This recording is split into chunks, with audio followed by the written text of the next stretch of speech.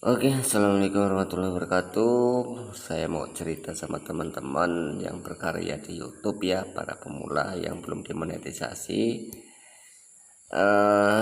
Kalian bila berkenan mendengarkan apa yang saya sampaikan, silahkan ditonton, di komen, di like, dan di share ya, biar yang lain tahu bahwa di YouTube itu sangat kejam ya. Channel ini channel saya yang ke-6 kalau nggak salah, iya ke-6, keempat, kelima, ini yang kelima yang baru saja saya bikin kurang lebih 6 hari inilah ya. Subscribe-nya baru 1k, dan channel utama saya yang hampir 20k subscribernya dan sudah masuk monetisasi ya, ternyata kena hak cipta. Yang anehnya, hak cipta itu bukan karena videonya yang repost atau reposting ulang ya. Jadi saya sedih sekali, yang saya kecewa ya. Katanya suruh ajukan permohonan kepada si penggugat, saya sudah lakukan ya. Emailnya sudah, yang saya cantumkan emailnya adalah bcs7575@gmail.com, dan juga ada Bardana bardana167@gmail.com, dan juga ada Refli M. Nah, di situ ya. Jadi yang anehnya, yang pelanggaran pertama itu bukan karena video repostnya, justru itu video yang saya rekam kucing saya gendong-gendong, tapi kan nggak nampak badan saya, cuma tangan aja. Di situ saya kasih musik yang ngakak gitu ya. Nah, di situ videonya dilaporkan, diklaim bahwa itu video mereka ya. Dia mengajukan proposal, tapi yang anehnya kok diterima oleh pihak YouTube laporannya, padahal itu kan video original punya saya. Memang sih video pembandingnya yang dia buat itu, tahu udah ambil dari mana, itu sangat mirip. Tapi apabila dipahamin, kucingnya ya, kakinya itu yang mereka untuk pembanding itu, kakinya kan ada hitamnya sedikit lah, titik hitamnya. Sedangkan kucing yang saya pegang itu nggak ada titik hitamnya, putih mulus kakinya, kalau badannya sama hitam putih ya. Nah, di situ sudah saya ajukan, sudah saya mohon ini gugat, sampai berkali-kali, 1 hari sampai 5 kali, bahkan 3 hari berturut-turut. Katanya suruh menunggu kadaluarsa selama 90 hari ya. Nah, di situ gak ada respon sama sekali. Tiba-tiba ada teguran kedua. Nah, di situ makanya pengalaman saya di akun yang dulu ya, yang lama, yang sudah 83 subscribernya, gara-gara gak tahulah kejahatan orang ya, bisa aja kan dia mengedit gimana semestinya biar sama, biar mirip, nah untuk menghancurkan orang. Nah, makanya akun saya yang kemarin saya bangun dari 4 November dan berakhir pada hari kemarin 4 Desember juga, pas persis 1 bulan, mendapatkan 2 teguran. Jadi nggak usah lagi diajukan pembanding atau mohon pada penggugat, karena itu manusia yang sudah kerasukan iblis ya. Jadi menurut saya mendingan videonya yang ada itu dihapus aja semua, dihapus ya, sebelum mendapatkan teguran ketiga, karena mending kehilangan view daripada kehilangan ke data subscriber ya. Jadi kita masih menyimpan dan biarkan saja akun tersebut, channel tersebut selama 90 hari sampai benar-benar hilang hak ciptanya itu ya, apa namanya, fitur teguran ya.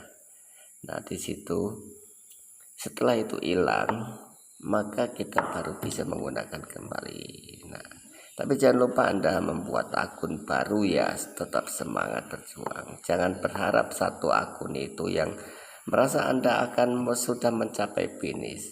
Justru yang sudah monetisasi itu juga selalu berwaspada. Yang anehnya katanya Reaplus apabila dimodifikasi editing sedemikian rupa diganti suara dan ini enggak, tetap aja. Nah, unsur-unsur saya selidiki ternyata di sini YouTube itu berusaha mencari keuntungan pribadi. Kebanyakan dia paling suka dengan para pemula ya. Contohnya Anda mengupload video langsung diviralkan, kan nggak masuk akal kan. Masa saya sehari dapat 6.000, sehari semalam dapat 6.000 subscriber ya. Satu hari satu malam. Makanya saya terus semangat, terus menerus tepat 31 hari mencapai hampir 18.000 ya, 18.000 subscriber. Dan penayangan untuk 10 jutanya sudah juga selesai, 4.000 jam tayangnya juga selesai. Nah di situ baru muncul ada teguran-teguran ya. Anehnya kenapa video sebelumnya tidak dikasih peringatan atau ditegur sebelum masuk penyelesaian jam tayangnya, penayangan 10 jutanya. Nah disitulah, jadi dalam rumus kita yang bodoh ini, YouTube itu mencari keuntungan dari mana? Dari iklan ya, dari iklan. Jadi selama kalian mengejar jam tayang 4.000 jam dan 10 juta penayangan, kan di situ ada iklan ya. Sedangkan subscriber yang baru 50 aja sudah ditempelin iklan-iklannya apabila video Anda itu menarik ditonton untuk orang lain ya. Jadi iklan-iklan tersebut bayar, tentu bayar. Kemana bayarannya? Ke pihak YouTube. Nah selama kalian itu berlama-lama menunggu 10 juta tayang, mereka sudah banyak menghasilkan uang dari pihak pengiklannya. Jadi penayangan itu terus, setiap orang menonton melihat iklannya kan, rating iklan tersebut jadi produk tersebut jadi naik ya. Nah di situ bayarannya lah yang dapat siapa? Pihak YouTube. Bukan sedikit, ribuan bahkan sampai miliaran ya. Yang namanya akun itu dihapus ya, jutaan dalam perharinya. Nah di situ bukan akun kecil aja, justru akun yang sudah mendekati monetisasi atau yang baru selesai monetisasi dalam jangka waktu sebulan 2 bulan itu biasanya paling rentang dikejar oleh hak cipta. Kenapa hak cipta? Hak cipta itu bisa terjadi dari otomatis dari algoritma ya, yang namanya copyright itu, dan juga bisa dilakukan oleh pihak-pihak tertentu yang memang dia itu jahat ya. Nah di sini untuk saya meluapkan rasa jengkelnya, saya membuat akun baru yang subscribe-nya baru 17 subscribe, dan saya membuat video mereka karena email mereka saya ketahui sudah, yang melaporkan punya saya bikin video, saya edit yang sama persis. Nah di situ terjadilah perang video ya. Punya dia saya klaim dan saya laporkan, ternyata saya kira tidak ada respon laporan saya. Dalam 3 hari kemudian, nah saya mendapatkan email terus menerus dari mereka, atau pesan melalui email ya, memohon untuk mencabut laporannya katanya kan ya, karena itu bukan melanggar hak cipta tapi memang hak mereka. Nah tapi pihak YouTube sudah menilai punya saya karena videonya sama. Kekalahan mereka, video dia itu banyak yang diedit atau ditutup-tutup. Nah sedangkan punya saya itu loss, nggak ada edit-editan, cuma bisa mirip caranya. Itu semua orang mungkin sudah paham ya, AI itu. Nah disitulah mereka sangat menyesal. Bagi mereka melaporkan punya saya itu hal yang sepele, tapi bagi saya menyakitkan. Nah, tapi subscribe saya kan baru di bawah 20k, sedangkan punya dia sudah 247k. Nah, di situ bahkan saya akan memberi ancaman lagi dengan melalui email lain, jaringan lain, atau wifi lain. Yang jelas pakai internet. Ini wifi, besok pakai internet Telkomsel data, ganti lagi pakai internet M3 ya, untuk sampai punya dia juga dibekukan. Nah, demikianlah kejahatan di YouTube. Jadi sebetulnya saya nggak mau seperti itu. Sedangkan video saya itu saya cek di bawahnya itu ada yang memposting ulang, ada yang ikut memposting. Karena apa? Mengejar jam tayang atau subscribe ya, mencari subscriber. Setelah dia memposting video dari saya yang saya edit itu, dia bercerita sendiri. Awalnya cuma 117, sehingga setelah memposting punya saya sudah mencapai 2580 subscribe. Hebat, lumayan ya. Tapi saya sarankan dengan video baru yang sudah berjalan, mohon video yang dari saya di privasi aja, karena takutnya pihak YouTube itu menganggap itu yang konten ulang-ulang, karena mereka tidak mengeditnya ya, tidak memotongnya ya secara apa adanya itu. Nah, jadi kalau buat kalian yang semangat untuk mengejar jam tayang 4000 jam dengan cara video-video rap upload atau original, itu tetap aja harus hati-hati, harus mempunyai double akun ya, untuk mengecek selalu ya. Karena apa? Yang melakukan ini tuh manusia yang canggih untuk membuat video yang sama ya.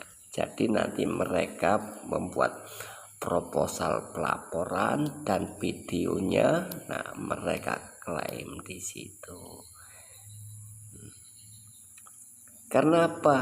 Kalau mereka mengajukan monetisasi tidak melalui apa ya namanya foto diri Anda 6 detik dan verifikasi identitas, hanya mengajukan dengan histori ya, itu kan tidak diketahui wajahnya. Nah di situ. Jadi buat kalian ya yang berjuang di YouTube, kalau masih pemula ya, meskipun video Anda ori, tapi tetap waspada rentangnya kalau sudah memasuki monetisasi ya. Akun saya yang kemarin dulu itu yang kena teguran 2 kali sudah saya hapus semua videonya, itu pasti 3 bulan tidur ya, tidak berguna. Itu dibangun 1 bulan full dan subscribe-nya sudah mendekati 20k. Nah di situ teman-teman, buat kalian yang bukan artis, contohnya orang seperti saya ya, itu ya kita apa ya kalau mau berjuang tetap semangat, tapi hati-hati ya, nanti harapan berakhir dengan sebuah bangun tidur, artinya hanya mimpi di situ. Kesel sebetulnya, jengkel, tapi ya apalah. Tapi kalau ada orangnya, ketemu orangnya, mungkin selesai orang itu ya. Tapi ya ini tinggal satu lagi, udah 2 kali saya balas ya. Yang satu orangnya belum, saya masih mengolah video untuk membalas mereka. Karena apa? Sakit saya sudah mengajukan permohonan untuk mencabut laporan, tapi mereka tidak merespon.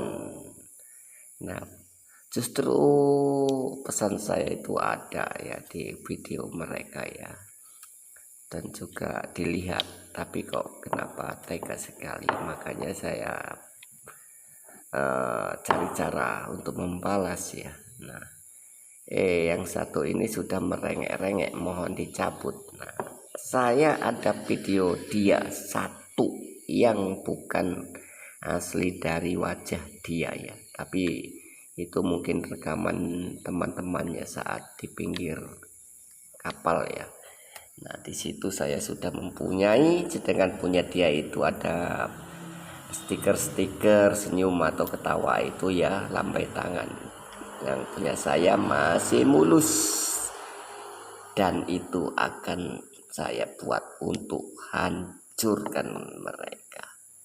Sebetulnya enggak perlu sih, tapi ya buat para YouTuber yang kejam-kejam seperti itu biar dia juga hati-hati, karena orang bisa membalas ya sakit hati, jangan dibalas dengan sakit hati, tapi ya gimana lagi, namanya manusia ya. Oke, selamat malam, tetap semangat. Assalamualaikum warahmatullahi wabarakatuh.